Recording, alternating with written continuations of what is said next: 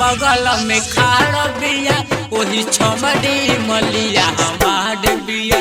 जमन दुल्हन के बगल में खाड़ बिया वही गोरकी मलिया हमार बिया।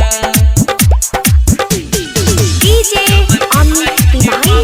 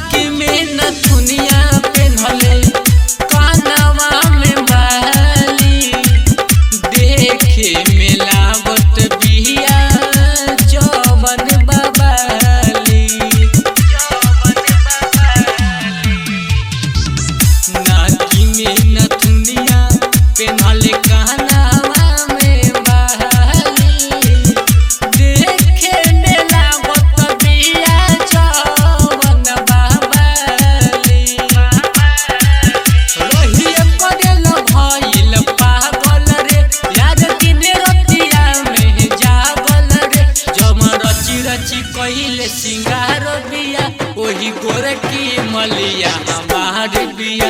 जमन दुल्हन के बगल में खाड़ बिया वही गोरकी मलिया हमार बिया।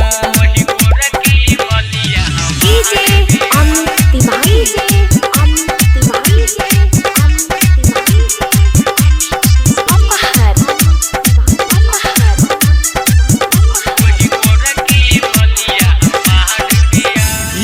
मुस्कान याद ले ली जान रे ऐसन बुझाता ली कोडबे में बान रे।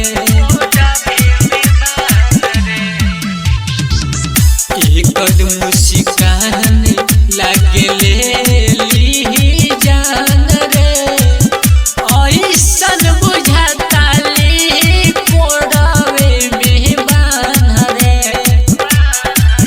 कहे रंजन राहुल अकेला रे दिलय कर फेरा में रहेला रे। लेके आरती के थरिया चेखार बिया वही छमड़ी मलिया हमार बिया। जमन दुल्हन के बगल में खाड़ बिया वही गोरकी